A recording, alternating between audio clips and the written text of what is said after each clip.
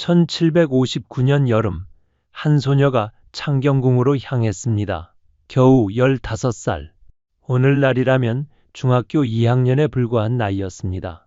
그런데 이 소녀가 맞이할 신랑은 66세의 노인이었습니다. 바로 조선의 왕 영조였습니다. 나이 차이 51세. 조선 역사를 통틀어 가장 큰 나이 차이의 혼인이었습니다. 누가 상상이나 했을까요? 이 어린 소녀가 훗날 조선의 국모가 되고 왕실에서 46년간 최고 어른의 자리에 서게 되리라는 것을.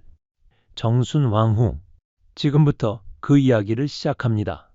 1745년 가을, 지금의 충청남도 서산 땅에서 한 여자아이가 태어났습니다. 아버지는 김한구, 어머니는 원주 원씨, 본관은 경주 김씨였습니다. 경주 김씨는 유서 깊은 명문가였지만 김한구의 집안은 그리 화려하지 않았습니다. 살림 가문답게 관직에 나아가지 않고 학문에만 전념하는 집안이었습니다. 하지만 그녀에게는 특별한 점이 있었습니다. 김한구의 고조부가 바로 효종 때 강빈의 신원을 주청하다 장살당한 김홍욱이었습니다. 충절로 이름난 집안이었던 것입니다.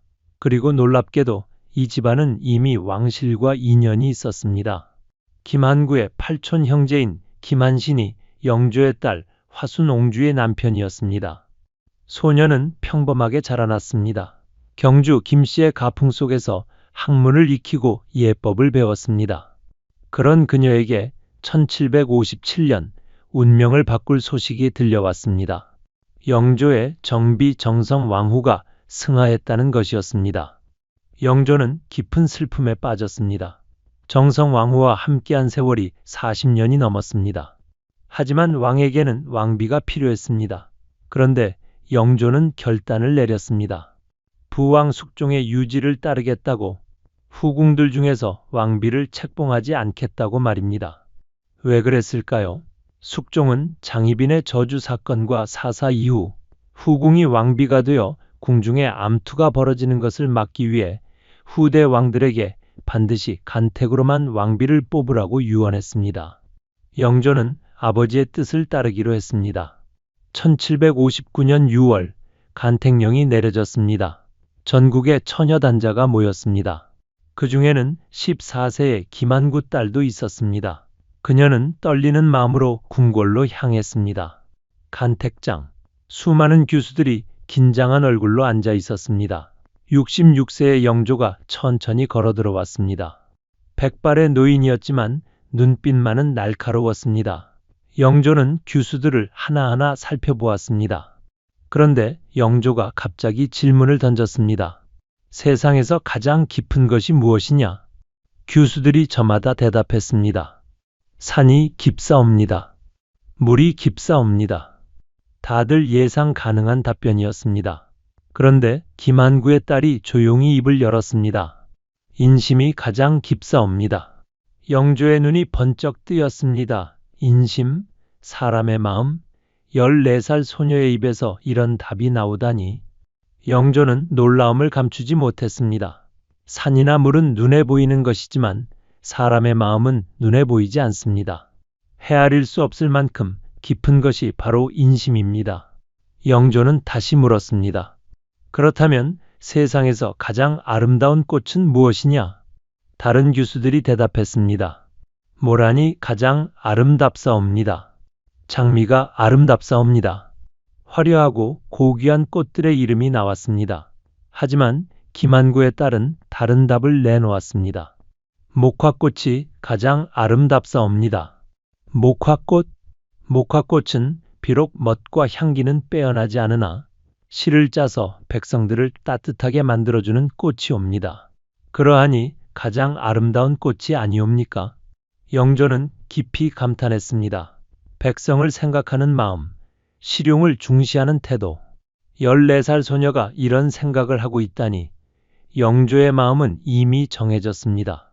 1759년 6월 22일 창경궁 명정전에서 혼례가 거행되었습니다. 66세의 영조와 15세의 김씨, 두 사람의 나이 차이는 51세였습니다. 심지어 김 씨의 할아버지 김선경도 생존해 있었는데 김선경이 영조보다 5살이나 어렸습니다. 사위가 장인의 아버지보다 나이가 많은 기이한 상황이었습니다. 더 놀라운 것은 영조의 아들 사도세자가 1735년생이었다는 점입니다. 새 왕비는 사도세자보다 10살이나 어렸습니다. 사도세자의 아들 훗날 정조가 되는 세손은 1752년생이었습니다. 새 왕비는 자신보다 겨우 7살 어린 세손의 할머니가 된 것입니다. 궁중은 술렁이었습니다. 이렇게 어린 왕비라니. 하지만 정순왕후는 당당했습니다. 입궁 초기 궁녀들이 옷에 치수를 재려고 무심코 말했습니다. 마마, 돌아서 주시옵소서. 그 순간 정순왕후의 목소리가 차갑게 떨어졌습니다. 내가 돌아가면 될 것을 감히 누구 보고 뒤돌라 하느냐? 궁녀들이 벌벌 떨었습니다. 겨우 15세의 어린 나이였지만 왕비의 채통을 세우는 법을 알고 있었습니다. 이 일화는 순식간에 궁중에 퍼졌습니다.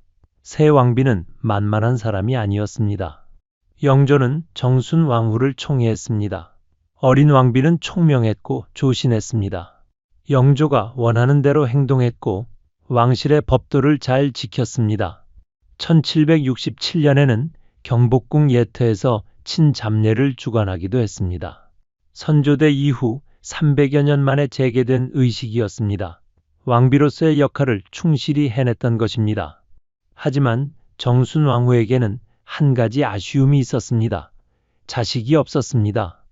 영조의 총애는 깊었지만 임신했다는 기록도 유산했다는 기록도 없습니다. 평생 자식 없이 살아야 했습니다. 그런데 1762년 궁중에 엄청난 사건이 터졌습니다. 바로 이모 화변이었습니다. 영조가 아들 사도세자를 뒤주에 가두어 죽인 것입니다.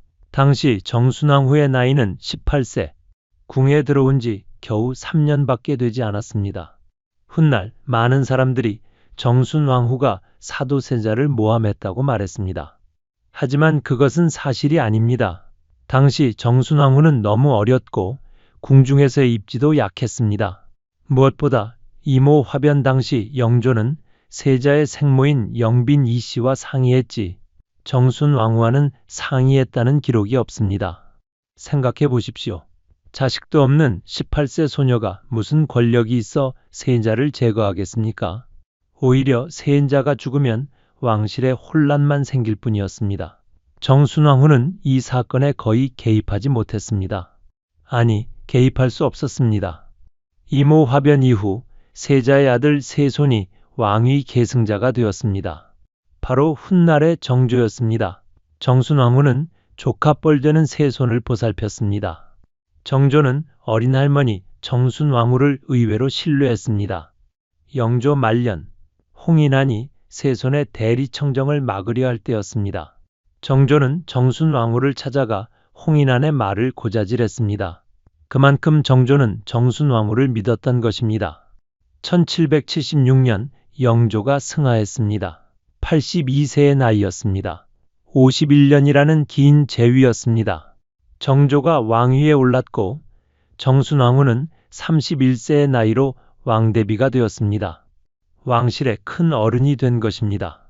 하지만 정조의 태도가 달라지기 시작했습니다. 정조는 즉위하자마자 척신정치를 청산하겠다고 선언했습니다. 영조 말년에 권력을 휘두르던 외척들을 제거하기 시작한 것입니다. 그 칼날은 정순왕후의 친정에도 향했습니다. 정순왕후의 오빠 김귀주는 영조 때 남당을 이루어 세력을 확장했던 인물이었습니다. 정조가 즉위하자 처음에는 한성판윤을 제수받았습니다. 홍인환과 정우겸을 탄핵하는 데도 동참했습니다. 정조를 도와 선왕 때 권신들을 제거하는 작업에 참여한 것입니다. 그런데 정조의 태도가 급변했습니다.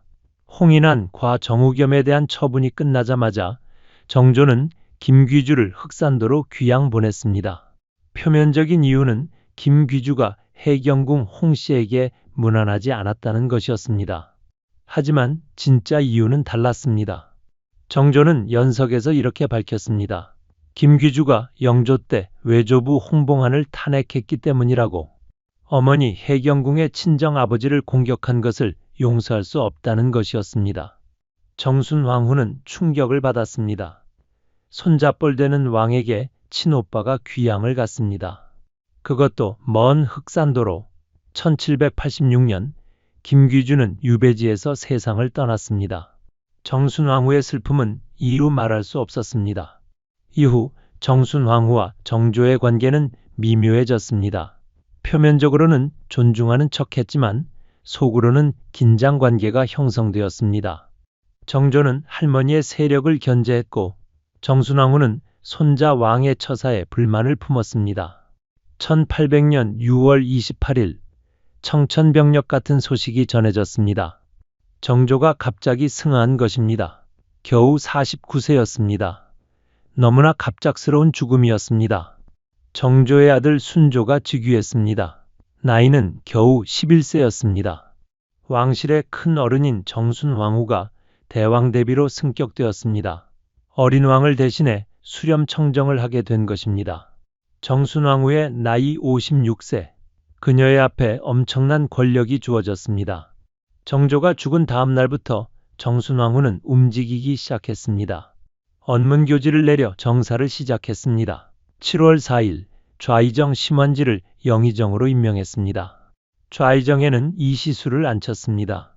모두 노론 벽파 인사들이었습니다.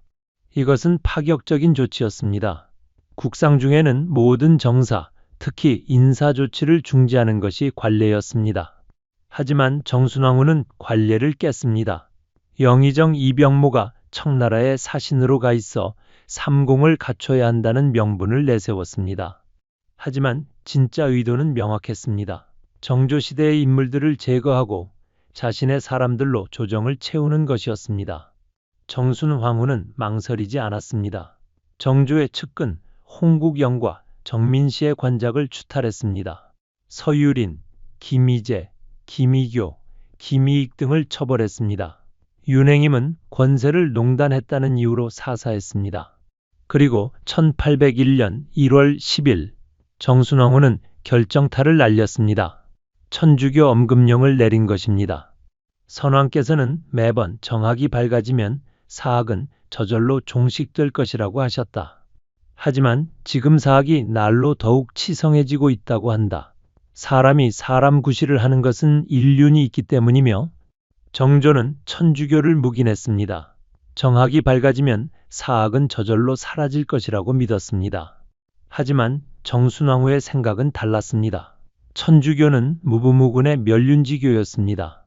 아비도 없고 임금도 없다는 위험한 사상이었습니다. 하지만 천주교 탄압의 진짜 이유는 따로 있었습니다.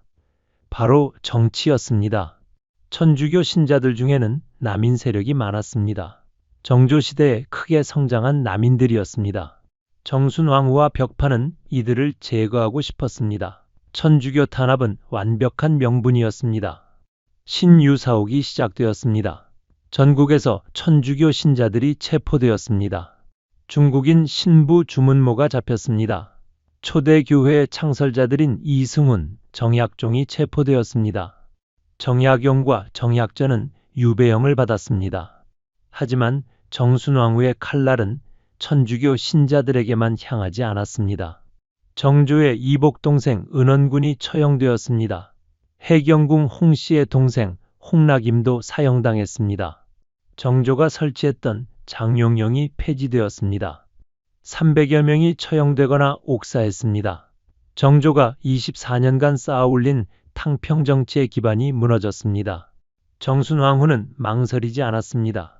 선왕의 유지를 계승한다는 명분이었지만 실제로는 정조의 정치를 완전히 뒤집는 것이었습니다. 조정은 공포에 떨었습니다. 누가 다음 차례가 될지 알 수 없었습니다. 벽파가 득세했고 남인과 시파는 숨죽였습니다. 정순왕후의 권력은 절정에 달했습니다. 하지만 그 권력도 영원할 수는 없었습니다. 1804년 2월 9일 정순왕후는 수렴청정에서 물러났습니다. 순조가 친정을 시작한 것입니다. 순조는 15세가 되어 성인으로 인정받았습니다.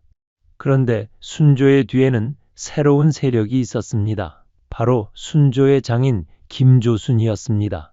안동 김씨였습니다. 정조는 죽기 직전 순조의 왕비를 간택했는데 바로 김조순의 딸이었습니다. 정조는 정순왕후의 세력을 견제하기 위해 안동 김씨를 끌어들인 것이었습니다. 순조가 친정을 시작하자 김조순이 움직였습니다. 벽파에 대한 총공세가 시작되었습니다. 정순왕후의 측근들이 하나 둘 제거되었습니다. 권력의 판도가 완전히 바뀌었습니다. 정순왕후는 이를 지켜볼 수밖에 없었습니다. 수렴청정에서 물러난 지 6개월 만에 정순왕후는 다시 수렴을 치고 정사에 개입하려 했습니다. 순조를 시켜 대신들을 불렀습니다. 하지만 정작 정순왕후는 순조 뒤에 수렴을 치고 앉아 있었습니다. 좌의정 이시수가 일어났습니다. 그는 정순왕후의 지난 4년간의 업적을 칭송했습니다. 그리고는 말을 바꿨습니다. 그건 그렇고 지금 하시는 일이 이치에 맞습니까? 할 말이 있으면 성상께서 하실 것이니 수렴하지 마시죠. 대놓고 수렴을 거둘 것을 청한 것입니다. 소론이었던 이시수조차 정순왕후의 재수렴을 반대했습니다. 정순왕후는 더 이상 버틸 수 없었습니다. 1805년 1월 12일 정순왕후가 창덕궁 경복전에서 승하했습니다. 61세의 나이였습니다. 수렴청정에서 물러난 지 1년 만의 일이었습니다. 허망한 말년이었습니다. 정순왕후의 시신은 영조가 잠든 원릉으로 옮겨졌습니다. 경기도 구리시 동구릉 안에 있는 원릉입니다.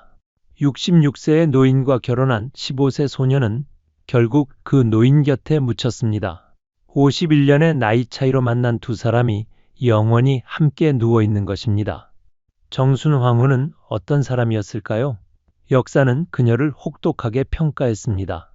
정조의 개혁을 되돌렸다고, 신유 사옥으로 300명을 죽였다고, 벽파의 영수로 당쟁을 격화시켰다고.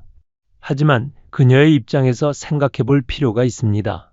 15세에 66세 노인과 결혼해야 했던 소녀, 자식도 없이 평생을 살아야 했던 여인, 손자뻘 되는 왕에게 친오빠가 귀양가 죽는 것을 지켜봐야 했던 할머니. 정순왕후는 살아남아야 했습니다. 권력이 없으면 보호받을 수 없었습니다. 정조가 오빠를 죽였습니다. 정조가 친정 세력을 제거했습니다. 그런 정조가 쌓아놓은 것들을 정순왕후는 무너뜨리고 싶었을 것입니다. 그것이 옳았는지는 별개의 문제입니다. 하지만 그녀도 살아남기 위해 싸웠던 것입니다. 조선시대 여성으로 태어나 왕실에 시집와서 권력의 중심에 섰던 한 여인의 생존 방식이었던 것입니다. 15세의 왕비가 된 소녀는 61세 대왕 대비로 생을 마감했습니다. 46년간 국모의 자리에 있었습니다. 그 긴 세월 동안 그녀가 본 것은 무엇이었을까요? 사도세자의 죽음, 정조의 즉위, 오빠의 유배와 죽음, 정조의 급서, 순조의 즉위, 그리고 신유 사옥, 피와 권력, 생존과 복수. 그것이 정순왕후가 살았던 세계였습니다. 그녀는 간택 때 말했습니다. 인심이 가장 깊다고. 정말 그 말이 맞았습니다. 인간의 마음은 헤아릴 수 없이 깊고 권력의 세계는 헤아릴 수 없이 잔혹했습니다. 정순왕후 이후 조선은 세도 정치의 시대로 접어들었습니다. 안동 김씨가 권력을 잡았고 60년간 세도 정치가 이어졌습니다. 정순왕후가 정조의 개혁을 뒤집은 것이 결국 조선을 세도 정치로 이끈 것입니다. 역사에 만약은 없지만 만약 정순왕후가 정조의 정책을 그대로 이어갔다면 어땠을까요? 만약 신유 사옥이 없었다면 어땠을까요? 조선의 역사는 달라졌을까요? 우리는 알 수 없습니다. 다만 한 가지는 분명합니다. 15세에 국모가 된 소녀가 조선 후기의 역사를 바꿨다는 것입니다. 그녀의 선택 하나하나가 수백만 백성의 운명을 좌우했다는 것입니다. 오늘날 동구릉을 찾아가면 원릉을 볼 수 있습니다. 영조와 정순왕후가 함께 잠든 곳입니다. 조용한 릉 앞에 서면 300년 전 그 어린 소녀의 모습이 떠오릅니다. 떨리는 마음으로 간택장에 들어서던 14세 소녀. 인심이 가장 깊다고 답했던 그 소녀. 그 소녀는 어떻게 조선 역사의 중심에 섰을까요? 그것은 운명이었을까요? 아니면 선택이었을까요? 우리는 답할 수 없습니다. 다만 역사를 통해 배울 뿐입니다. 권력이 사람을 어떻게 바꾸는지, 생존이 얼마나 치열한지, 그리고 한 사람의 결정이 얼마나 많은 사람의 삶을 바꾸는지를. 정순황후, 조선의 국모가 된 15살 소녀. 그녀의 이야기는 오늘도 우리에게 많은 것을 생각하게 합니다. 권력과 생존, 선택과 책임, 그리고 역사의 무게에 대해서 말입니다. 지금까지 정순왕후의 이야기였습니다. 여러분은 이 이야기를 통해 무엇을 느끼셨나요? 15세 소녀가 61세 노인이 되기까지의 46년, 그 긴 세월 속에서 그녀가 내린 선택들, 그것이 옳았는지 그른지는 여러분의 판단에 맡깁니다. 역사는 언제나 여러 얼굴을 가지고 있습니다. 누구의 입장에서 보느냐에 따라 완전히 다른 이야기가 됩니다. 정순왕후도 마찬가지입니다. 그녀는 폭군일까요? 아니면 생존자일까요? 정조의 개혁을 무너뜨린 원흉일까요? 아니면 왕실을 지키려 한 충직한 대비일까요? 답은 하나가 아닙니다. 그래서 역사는 흥미롭습니다. 그리고 그래서 우리는 계속 과거를 돌아봐야 합니다. 과거를 통해 현재를 이해하고 미래를 준비하기 위해서입니다. 오늘 이야기가 여러분에게 작은 깨달음이 되었기를 바랍니다. 구독과 좋아요는 더 많은 역사 이야기를 만드는 큰 힘이 됩니다. 다음에도 흥미진진한 역사 이야기로 찾아뵙겠습니다. 감사합니다.